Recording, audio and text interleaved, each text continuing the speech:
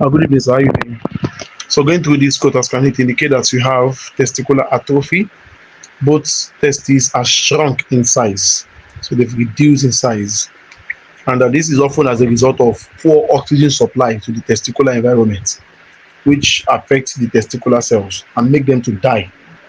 Then you have left simple testicular cysts, so which means that on the left testis there's a boil, something like a boil, a fluid-filled sac, which you call something like AWO.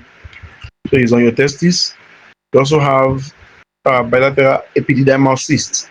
So this cyst is also present on your epididymis, which is a structure behind the testis where the sperm cells are being stored and where they get matured for ejaculation. So you also have bilateral varicocele, which means the vein within your testicular environment is enlarged. And the side effect of this is that it affects the flow of blood to the testes. It also increases the temperature of the testicular environment, making it difficult for the testes to perform optimally. So in most cases, this leads to azoospermia. So yeah, that's what the focus can indicate. And correlating this with your semen analysis, even though you have some sperm cells, but this is the reason, or these are the major reason why the sperm count is extremely low. You're having less than a million sperm cell per mil, and those sperm cells, only 2% is progressively motile, and the rest are immotile and very sluggish. So addressing these conditions are very essential, and there are two ways to address it. Is either you go through the invasive procedure, which is surgery, or non-invasive treatment approach, which has to do with usage of some natural products. So both has its strength and weakness. So going for the surgery takes the conditions away, within a short period of time. But the complications that comes along with this is quite much, and it's very important to look into it before making the decision to go for surgery. And the complications is that, firstly, in most cases, the conditions will come up again. If you do surgery for this condition, it will come up again in most cases.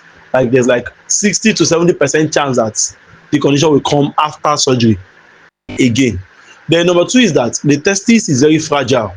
The testis is very sensitive. So operation, invasive procedures around the testicular environment expose the testis to a lot of complications that might even be much more worse, much more severe compared to what was initially affecting the testis.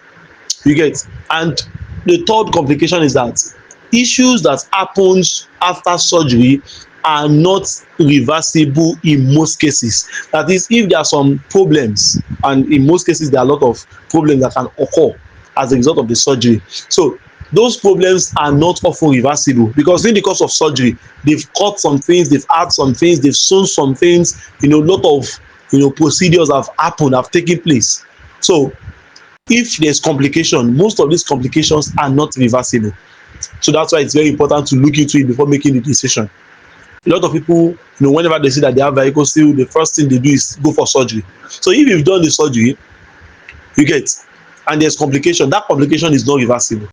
So there are natural approach to address it, even though it is also not 100%. That's just the basic fact, and that's the sincere truth. So it is not 100%. We've seen cases of patients we treated with varicocele using natural medicine modalities, and we got 100% maximum results. And we've seen cases of people that we treated and still the condition, the result was not impressive. So but it's still much more ideal to use non-invasive treatment modalities to address the condition first. Then if by peradventure you did not get the desired result and you've exhausted all other means, except from the surgery, then the surgery becomes the last option. Not going for the surgery first, then if there are complications, and in most cases there will be complications, then you now be looking for other things to use. So I have a patient that have done surgery for varicocele 3 times. I swear by God Almighty. And now the patient is still having it again. He wants to go under the knife for the 4th time. He was now asking me, what can I do? I said, at this point, there's nothing I can do. There's nothing. Because not me do the surgery. There are a lot of complications, a lot of issues, a lot of probably mistakes that would have occurred during the course of the surgery that I don't know. that even you that own the body, you don't know, because you are not the one that did the surgery yourself. You get? So like I said, there are ways to address this with natural medicine modalities. Let's go ahead with that, and if it's, we're able to get the results, so we thank God Almighty. That's very achievable, and that's the goal. But if it happened that we did not get the desired goal, even though we did not desire this second option, but it's very good to, to have a clear picture of what you want to go into before stepping into the ocean. So then if it happens that the other side happens, then the last option will be to go for the surgery, for the basic procedure.